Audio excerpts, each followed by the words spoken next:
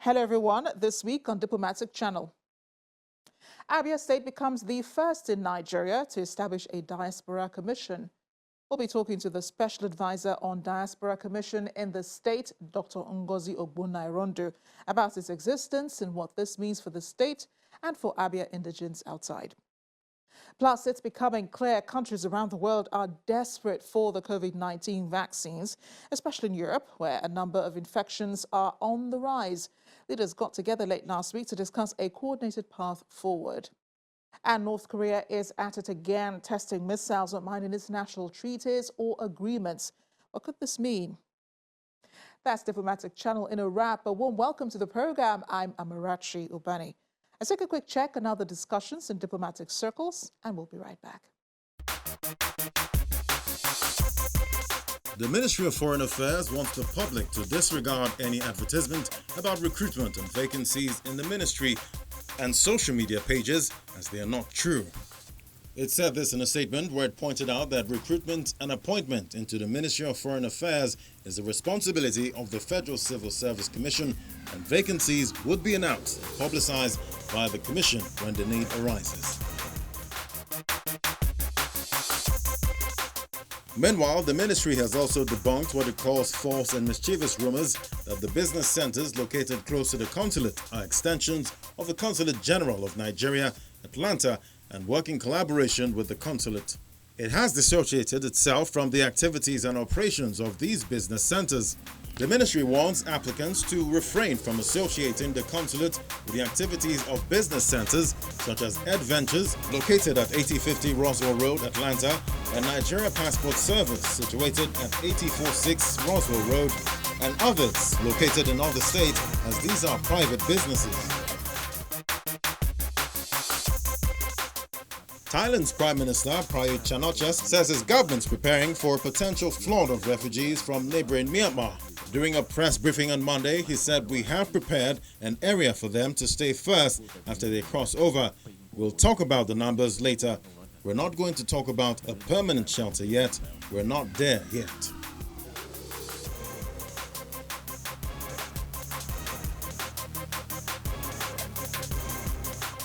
Welcome back. Last week, Abia State made diaspora headlines by becoming the first state in Nigeria to have its own diaspora commission. And this was good news to the chairman of the Nigerians in Diaspora Commission, Abike Dabiri-Erewa, who commended the state for making history with the passage of the bill by the Abia State House of Assembly. She expressed her appreciation to the Assembly and to the governor of the state, Okezie Ikpeazu. Her appreciation also went to the special advisor to the governor on diaspora matters and special duties, Dr. Ngozi Ogbonnairondu, for her diligence and consistency in ensuring the passage of the bill. The Abians in Diaspora Commission Bill 2020 was sponsored by Honorable Onyekwere Mike Ukoha, representing Arochukwu State constituency, and it came into force March 22nd, 2021. Now, a couple of indigents outside the country had something to say about the development. I believe that the commission would serve as an access point so that indigents living outside the state who have something to say to the government, who have something to do with the government, who have an access point. It could be in the area of introducing foreign investors to the state. It could be helping to attract aid or grants to the state. For most of us, we need a voice. We need presence noticed back home, and there's no better way, to get that done right now with this commission. All I'm waiting to see is a structure, the modus operandi of this commission, and then we'll get it going. Absolutely a good idea.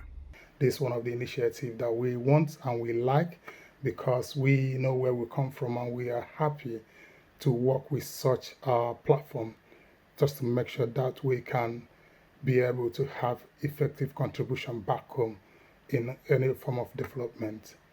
And I hope that we will do a lot of work with them. I will have some reservation on whatever they create, especially because it happens that most of the people that question them on the utilization of resources to create value are people from the diaspora.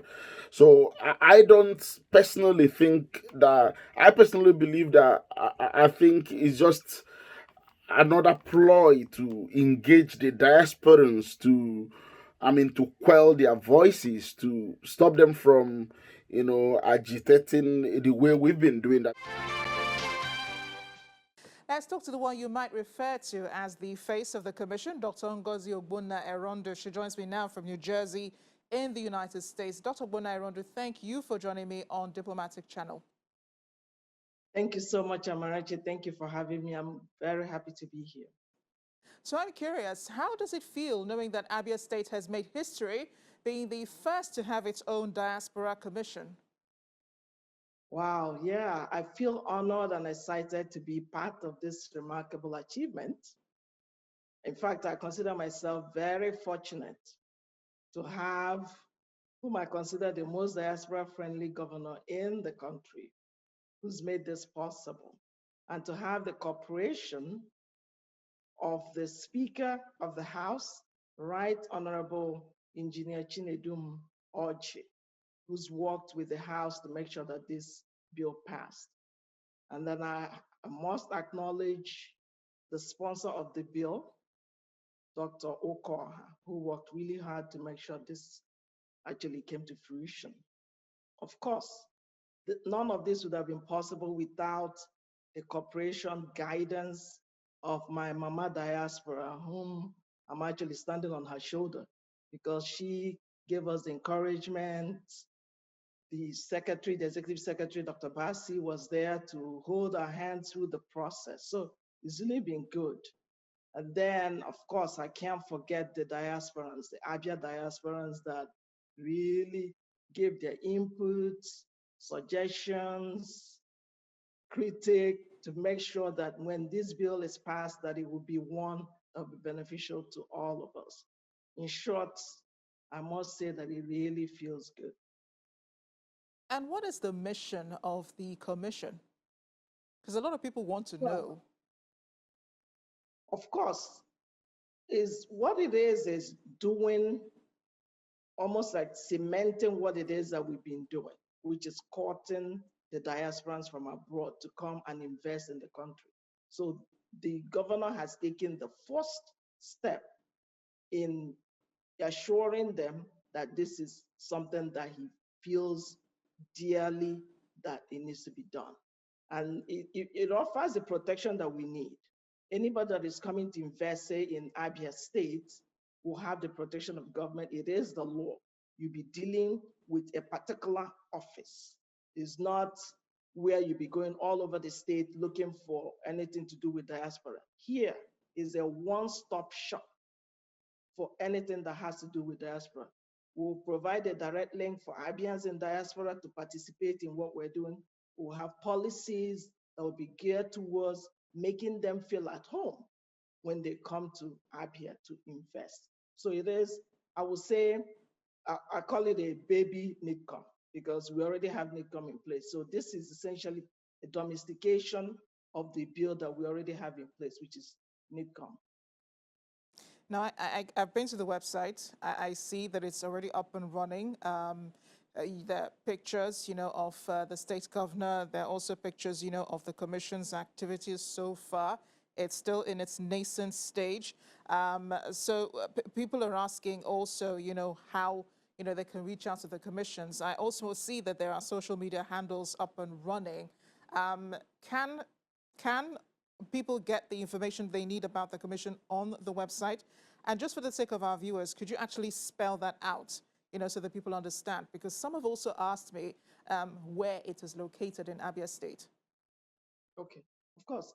Just to clarify, for the benefit of the audience, this bill was just passed on Monday. So the website that you're looking at is the website for the Special Advisor's Office, Special Advisor on Diaspora. So that is the website you're looking at. So the bill was just passed on Monday, hasn't even been a week. So I would imagine once everything is set because the governor will now have to appoint members of the commission. So when that is done, there will be communication channel ways that they would be able to reach the commission. But now there is a diaspora office located in the government, Abia State government, and it's very easy to find. So what we do is interact and engage with Abians when they come to do business in Abia State. If they have difficulties, if they have questions, we're there for them. I have in my Facebook, my phone number is there. The social media handles, they're there. 24/7, they can reach me until the commission is fully in place.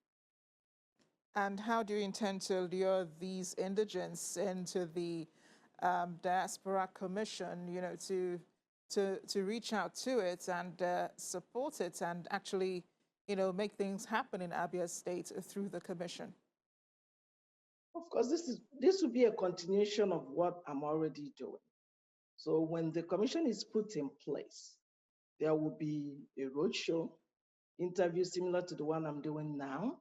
The email, social media is huge, virtual meetings, ways of communicating. And this, I would imagine when the commission is in place, there'll be a media team and there will be roadshow where the director for the commission will be touring various countries, engaging with Abians. So I'm telling them what the commission can do for them. So there will be a way. What do you say then to people who feel that this commission is a flash in the pan?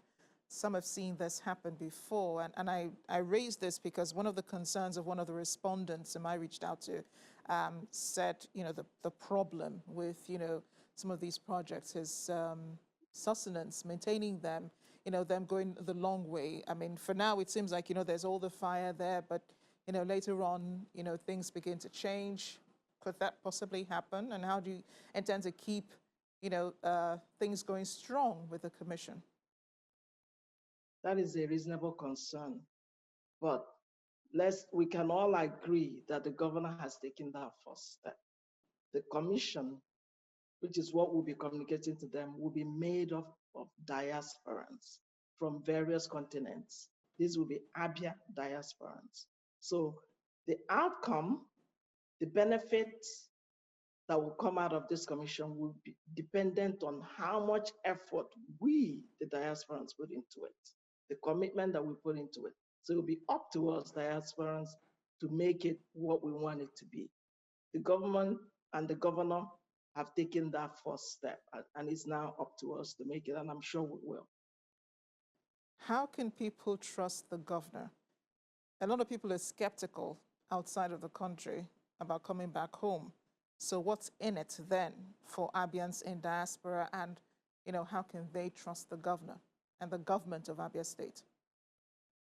They've already proven it by being the first state to pass this commission. It's not an easy thing to do. The commission, as the bill is put forth, will protect the Abia diasporans for their investments, their engagements in Abia. So they should be rest assured based on what we've already done. We've given them a sense of belonging. We have a befitting office in Abia government for the Abia State office. It can only get better, and we will be able to make it better because the commission will be made up of Abia diasporans. Dr. Ngozi Ogbonna-Eronda, I wish you all the best. We'll keep eyes on you, and I'm sure that Abians outside of the country will also, you know, be keeping their eyes on you. A lot of them said they will be monitoring the commission's progress as it goes on. But thank you again for your time, and once again, I wish you well in this nouvelle journey. Thanks again. Okay, thank you. Thank you so much for having me, and hopefully when this all come into play, we will be talking to you some more. Hopefully. Thank you. Thank you. Thank you very much. Still ahead on Diplomatic Channel, what did European leaders eventually decide on vaccines and how to deal with the coronavirus? Stay with us. It wasn't easy, but hours of jaw eventually produced some results at the EU summit in Brussels late last week. Leaders agreed to step up production of COVID-19 vaccines in Europe and improve the rollout of inoculations across member states. The decision to improve vaccine production in Europe and rollout of inoculations was informed by the European Council President, Charles Michel. During a press conference, European Commission President Ursula von der Leyen said vaccinations are progressing steadily and the bloc is on course to have 70% of adults inoculated in the second quarter. If we have a look at the second quarter, what is committed, it means that we are on track to achieve our goal that this summer we want to have 70% of the adult population in the European Union vaccinated. She also voiced her frustration over a massive shortfall in contracted deliveries of AstraZeneca COVID-19 vaccines as a third wave of infection surges across Europe. With inoculation programs running far behind those of Britain and the United States, the head of the EU executive warned that vaccine exports by the British-Swedish company would be blocked until it delivers a shot it promised to the EU. We have to and want to explain to our European citizens that they get their fair share. And therefore, the second principle is that companies have to honor their contract to the European Union before they export to other regions in the world. And this is, of course, the case with AstraZeneca. I think it is clear for the company that, first of all, the company has to catch up, has to honor the contract it has with the European member states before it can engage again in exporting vaccines. French President Emmanuel Macron said he supports stricter EU export controls on vaccines for drug companies that do not meet their contractual commitments with the European Union. He said the EU had been late in ramping up vaccine production and inoculations, but was catching up and will become the world's biggest producer of vaccines this summer, adding that the EU, unlike other countries, had exported a big part of its production instead of keeping it for itself. German Chancellor Angela Merkel, who attended the summit via video conference, later told reporters the European Union aims to achieve a win-win solution in the row with Britain over coronavirus vaccine exports. She said, "We are on the one hand inclined to respect global supply chains and want to fight protectionism. But of course, we also want to protect our own people because we know this is the way out of the crisis." U.S. President Joe Biden joined the summit virtually in an effort to repair ties after 4 difficult years with former President Donald Trump. Many European leaders were critical of Trump's decision to pull the United States out of the Paris Agreement and the Iran nuclear deal. Trump also imposed tariff on EU goods and spurned multilateral bodies that Washington had backed for decades. The White House said the president would engage with European leaders about his desire to revitalize U.S.-EU relations, work together to combat the pandemic and address climate change and deepen the world's largest trade and investment relationship.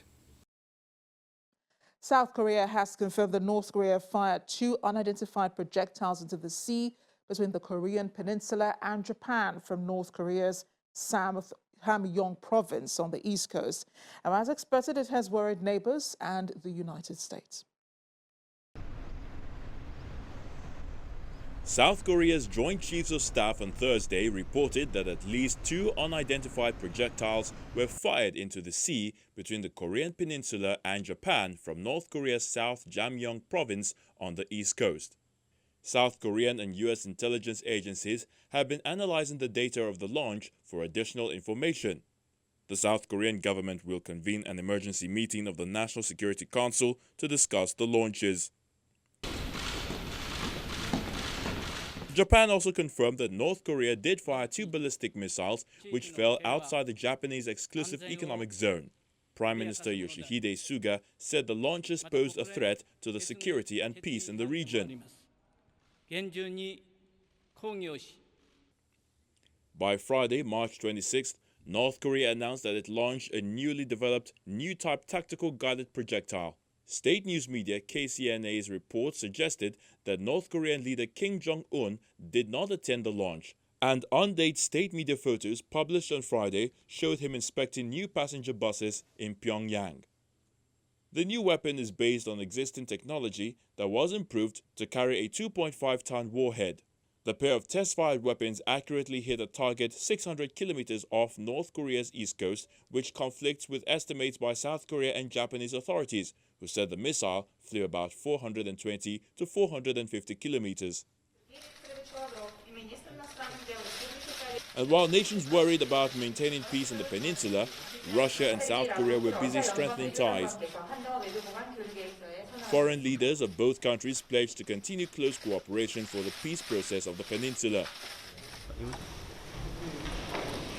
Responding to North Korea's actions, China said maintaining peace and stability on the North Korean peninsula was the common goal of all mankind. And just this morning, we learned a number of... Meanwhile, U.S. President Joe Biden says there will be responses if North Korea escalates matters, but that the United States is also open to diplomacy leading to denuclearization. Let me say that, number one, UN Resolution 1718 was violated by those particular missiles that were tested, number one.